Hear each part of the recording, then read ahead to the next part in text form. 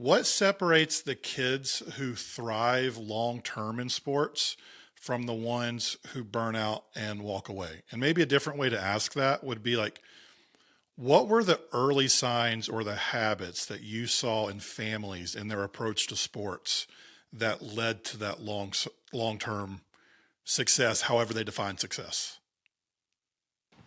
Yeah, families and players. I think the ones that have the most success. There was an exercise I did with a couple of players that said they wanted to play at the next level, but I felt they were missing something, and I'm not talking ability, right? I use the word consistency is what real long-term professionals in any level, right? It could be in the business world, doctor, whatever it is, consistency. You imagine if your doctor wasn't consistent, right, with diagnosis, right, or consistent with surgeries.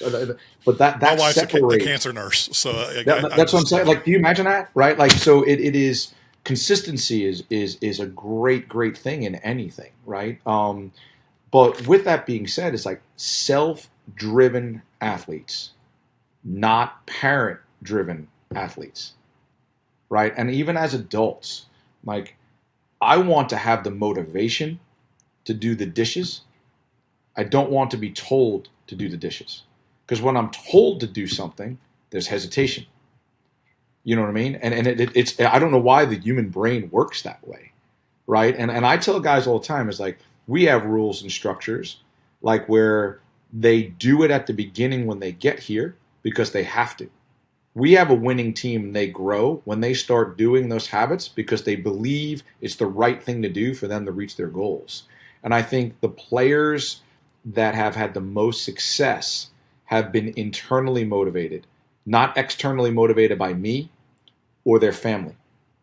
I will say families that support and don't drive, I've seen more success over. We've also seen some success where you take this, they're in the house, mom and dad all over them. You need to do more. You need to do more. On the ride home from the game, critical. And then they get away, and it's a little bit of a reprieve. You know what I mean? Where I can be a little bit free. I always tell the staff and players that opening game on the weekend, we play Thursday, Sunday. Everybody comes. And I tell the team, it's like, don't worry that people are here. Because when mom and dad are here, what do we want to do? We want to play, right? And if I don't play, it's a disappointment, right? And that stress builds up.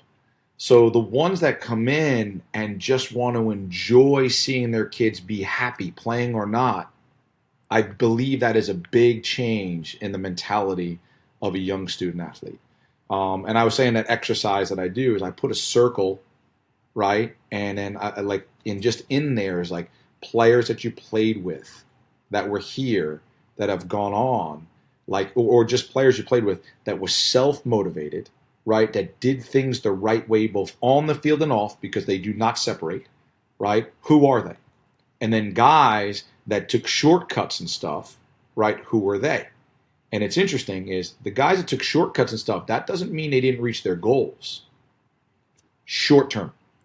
They got tryouts. They were with a team for a half a season, then got released. Got tryouts, had habits that didn't consistently make it, got released. But those guys that were self motivated, that on a day off were in the weight room or in ice baths and taking care of themselves, and their diet changed while they were here. Those are the ones that are still playing.